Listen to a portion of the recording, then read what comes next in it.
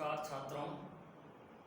पिछली क्लास के अंतर्गत हम पाठ्य सहगामी क्रियाओं के प्रकारों के संदर्भ में अध्ययन कर रहे थे और उसके अंतर्गत हमने देखा था कि विद्यालय के अंदर संचालित होने वाली पाठ्य सहगामी क्रियाएं कौन कौन सी होती है।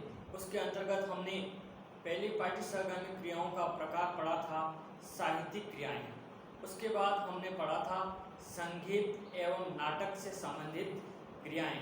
उसके बाद में खेल एवं व्यायाम से संबंधित क्रियाएं और अंत में हमने पढ़ा था छात्र संघ।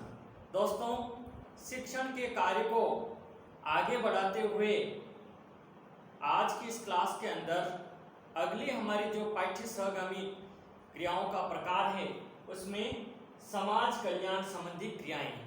आज की इस क्लास के अंदर समाज कल्याण से संबंधित कौन कौन सी पाठ्य सहगामी एक्टिविटीज विद्यालय एवं शिक्षण संस्थाओं के अंदर संचालित होती है उसके संदर्भ में चर्चा करेंगे।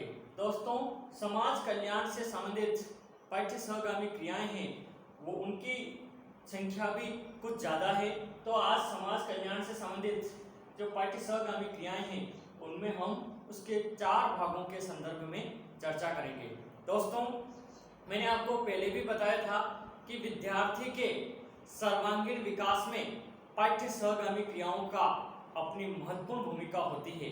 इसलिए विद्यालय के अंदर विविधताओं के आधार पर बालकों की रुचि उनकी क्षमताओं के अनुसार विविधता के आधार पर पाठ्य सहगामी क्रियाओं में सम्मिलित करना चाहिए जिससे कि वह अपने जीवन का सर्वांगीण विकास कर सके। आइए हम देखते हैं समाज कल्याण से संबंधित कौन कौन सी कोकुलर एक्टिविटीज विद्यालयों के अंदर संचालित होती है। उसके अंदर पहला है समाज सेवा क्लब, सोशल सोसाइटी क्लब्स।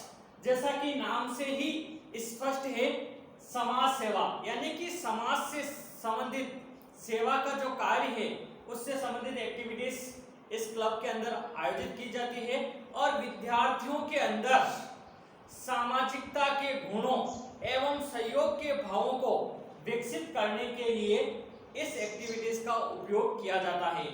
समाज सेवा क्लब के अंदर समाज को विद्यार्थी निकटता से एवं समाज की वास्तविक परिस्थितियों से विद्यार्थी अवगत होता है और इस समाज सेवा क्लब के माध्यम से विद्यार्थियों का समूह, जैसे कि राष्ट्र के अंदर कोई ऐसी आपातकालीन आपदाएं आ जाती है जैसे कि भूकंप है या अन्य प्रकार की बाढ़ है, इस प्रकार की जो आपदाएं आती है, आगजनी की घटनाएं हैं, ऐसी स्थिति में समाज की सेवा करने के लिए ऐसे बालकों को तैयार किया जाता है जिसके अंदर सामाजिक सेवा का जज्बा होता है और ऐसे समय में ये बाल समूह की जो टोली है समाज के अंदर लोगों की मदद करने के लिए कार्य करती है, जैसे कि लोगों से चंदा एकत्रित करना, उन लोगों के लिए रसद सामग्री पहुंचाना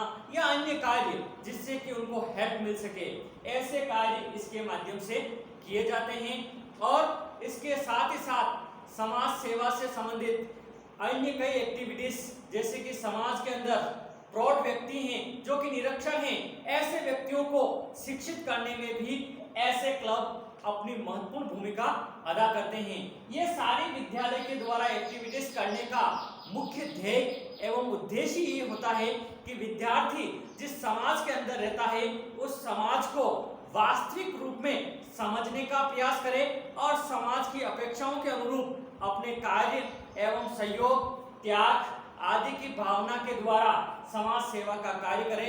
इस प्रकार की कार्य इसके माध्यम से की जाती है जिससे कि विद्यार्थियों में प्रेम, सहयोग, दया, संवेदनशीलता, त्याग आदि प्रकार के गुणों का विकास होता है।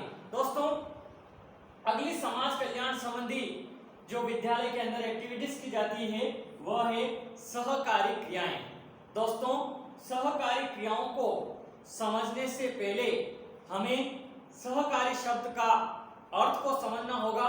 सहकारिता का तात्पर्य होता है मिलजुल करके कार्य करना, यानी कि इस सहकारिता कोऑपरेटिव का जो मूल मोटो होता है वो ये होता है कि एक सबके लिए और सब एक के लिए, यानी कि आपस में मिलजुल करके कार्य करना और अपना जो अंशदान होता है उस अंशदान को मिल करके वापस उसका जो लाभांश होता है सभी आपस में मिल करके बांटते हैं। हमारे देश के अंदर कोऑपरेटिव्स के द्वारा जिस प्रकार से देश का इकोनॉमिक विकास के लिए इन सहकारी समितियों की महत्वपूर्ण भूमिका होती है, इसलिए बालक को विद्यालय स्कूली जीवन से ही सहकारिता के गुणों का विकास करने के लिए ऐसी एक्टिविटीज विद्यालयों के अंदर संचालित की जाती है जिससे कि भविष्य के अंदर बालक देश की इकोनॉमिक कंडीशन के अंदर अपनी महत्वपूर्ण भूमिका अदा कर सके। ऐसे गुणों का विकास करने के लिए ऐसी एक्टिविटीज विद्यालयों के अंदर संचालित होती है। जैसे कि विद्यालय के अंदर विद्यालय जलपान गृह है, तो ये एक छात्रों के सहयोग से जलपान गृह की व्यवस्था की जा सकती है और वहां पर विद्यार्थी आसानी से जलपान ग्रहण करेंगे और उससे जो लाभांश होगा वापस विद्यार्थियों में भी बांटा जाता है। तो इस तरह से व्यक्तियों को सहकारिता के गुणों का उसमें विकास होता है। इसी तरह से विद्यालय के अंदर विद्यार्थियों के दैनिक जीवन में उपयोग में आने वाली वस्तुएं जैसे कि पेन, पेंसिल, अभ्यास पुस्तिकाएं या अन्य कार्य क्रियाएं जो कि एक विद्यार्थी के लिए आवश्यक होती है, तो इससे संबंधित एक छोटी सी दुकान विद्यालय के अंदर संचालित की जा सकती है और समस्त विद्यार्थी मिलकर के उसके अंदर अपनी पार्टिसिपेट करते हैं और उससे जो लाभांश मिलता है आपस में बांटते हैं। तो इस प्रकार की जो सहकारी क्रियाएं विद्यालय के अंदर की जाती है तो उनका मेन मोटो ये होता है कि विद्यार्थी समाज के अंदर आपस में हिल मिल करके रहना सीखे और टीम भावना से किस प्रकार से कार्य किया जाता है उसकी भावना बालक के अंदर विकसित करना और सामाजिकता के गुणों का बालक के अंदर विकास करना, जिससे कि एक बालक सुयोग्य नागरिक के रूप में तैयार हो सके और सामाजिकता की शिक्षा भी वो ग्रहण कर सके। क्योंकि जब व्यक्ति मिलकर के रहना सीख लेगा तो उसके अंदर कोऑर्डिनेशन की भावना का विकास होगा। और मैंने आपको पहले भी बताया था कि जहां समन्वय हो जाता है तो मैं सोचता हूं दूसरी जो समस्या होती है वो अपने आप हल हो जाती है। इसलिए सहकारी क्रियाओं के माध्यम से भी विद्यार्थियों के अंदर प्रेम, सहयोग, हिल मिल करके रहना, इस प्रकार के भावों का विकास किया जाता है। अगली समाज कल्याण संबंधी क्रियाएं हैं श्रमदान। दोस्तों, व्यक्ति के जीवन में श्रम की अपनी महत्वपूर्ण इंपॉर्टेंस होती है। श्रम शास्त्रों के अंदर भी विभिन्न दानों का जो स्वरूप निर्धारण किया गया है उसमें सबसे महत्वपूर्ण जो दान है वह है श्रमदान। श्रमदान को महादान के नाम से जाना जाता है।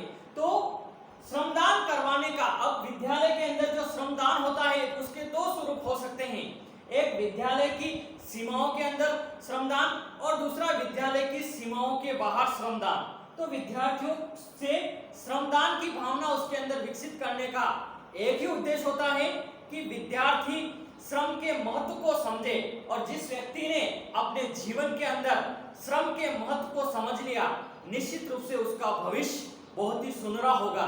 इसलिए श्रमदान के गुणों का विकास बालक के अंदर किया जाता है ताकि बालक के अंदर सामाजिकता के गुणों का विकास होता है। साथ ही साथ सबसे महत्वपूर्ण लाभ इससे यह होता है कि बालक के शारीरिक विकास में यह महत्वपूर्ण भूमिका अदा करता है। और यदि बालक शरीर से स्वस्थ है तो निश्चित रूप से कोई शक नहीं कि मस्तिष्क से भी पूर्ण क्या होगा, स्वस्थ होगा। इसलिए बालकों को श्रम के प्रति आसक्त करने से संबंधित ऐसी एक्टिविटीज विद्यालय एवं शिक्षण संस्थाओं के अंदर एवं समाज के अंदर पास के विद्यागृह हैं या ऐसे स्थान जहां पर कोई श्रमदान से संबंधित कार्य किया जा सकता है, जैसे कि साफ सफाई का कार्य है, वृक्षारोपण से संबंधित कार्य है या अन्य सड़क निर्माण जो छोटे मोटे कार्य हैं, वो सारे कार्य इस श्रमदान के अंतर्गत आते हैं। और जब बालक अपने हाथ से इस प्रकार के कार्य, रचनात्मक कार्य करेगा, वृक्षारोपण, पर्यावरण, इन्वायरमेंट के अंदर अपना कार्य करेगा, तो निश्चित रूप से बालक को आनंद की अनुभूति होगी। और आनंद की अनुभूति के साथ एक जिम्मेदार नागरिक के, एक राष्ट्र के प्रति क्या कर्तव्य होते हैं, उन कर्तव्यों से भी बालक खेल खेल में अवगत होगा। तो विद्यार्थी के जीवन के अंदर श्रम के महत्व को समझाने के लिए श्रमदान से संबंधित एक्टिविटीज भी विद्यालय के अंदर की जाती है। समय समय पर विभिन्न एसपीडब्ल्यू के जो शिविर हैं या अन्य जो ऐसे कोई फंक्शन है, जैसे राष्ट्रीय फंक्शन है, तो वहां पर पेड़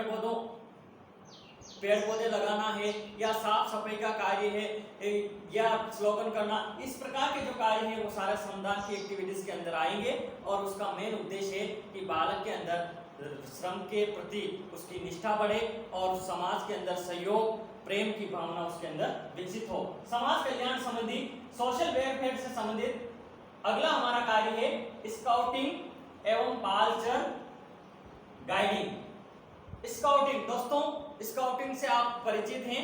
स्काउटिंग का विकास सर रॉबर्ट बेडेन पावेल ने किया था और उनका मुख्य उद्देश्य ये था कि बालक खेल खेल के माध्यम से समाज के लिए, रचनात्मक सहयोग के लिए बड़े भाई अपने छोटे भाइयों के सहयोग के द्वारा आगे बढ़े, इसका मुख्य उद्देश्य था।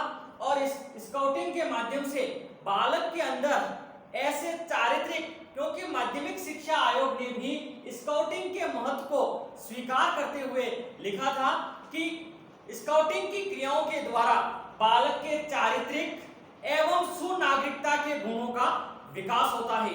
दोस्तों, विद्यार्थी जीवन के अंदर यदि बालक को स्काउटिंग की सुव्यवस्थित शिक्षा मिलती है तो निश्चित रूप से वो बालक राष्ट्र के लिए एक अनुशासित नागरिक के रूप में तैयार होगा और उसके अंदर वे तमाम गुण समाहित होंगे जो एक नागरिक के अंदर होने चाहिए, चाहे वो प्रेम हो, सहयोग हो, दया हो, संवेदनशीलता के गुण हो या भाईचारे की भावना हो, मिलकर के कार्य करने की भावना हो, बड़े से छोटे के प्रति आदर का भाव हो। वे तमाम चीजें बालक इस स्काउटिंग के माध्यम से सीख जाते हैं। दोस्तों, स्काउटिंग के जो वर्ग होते हैं उसको 3 भागों में डिवाइडेशन किया जाता है कि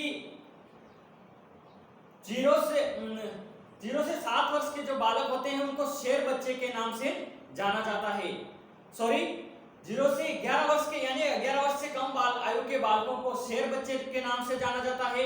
11 वर्ष से 17 वर्ष के जो छात्र वर्ग होते हैं उनको स्काउट्स के नाम से जाना जाता है और 17 वर्ष से ज्यादा आयु के जो बालक होते हैं उनको रोवर्स के नाम से जाना जाता है। तो इस प्रकार से उनका वर्ग निर्धारण किया जाता है और उनको सोशल एक्टिविटीज से संबंधित क्रियाएं की जाती है। तो ये भी अपने जीवन के अंदर स्काउटिंग अपना महत्वपूर्ण योगदान प्रदान करता है। साथ ही साथ जिस प्रकार से छात्रों के लिए स्काउटिंग की क्रियाएं होती है, वैसे ही बालिकाओं के लिए गर्ल गाइडिंग की व्यवस्था की जाती है ताकि बालिकाएं के अंदर भी समाज सेवा से संबंधित कार्य, अपने पारिवारिक जीवन को सुव्यवस्थित बनाने से संबंधित कार्य, रसोई का कार्य है, होम मैनेजमेंट का कार्य या ऐसे कई प्रकार के जो कार्य हैं जो एक सुसंस्कारित गृहिणी के रूप में वो तैयार होती है। इस प्रकार की एक्टिविटीज उन बालिकाओं को अंदर इस प्रकार की शिक्षाएं दी जाती है ताकि वो समाज के अंदर एक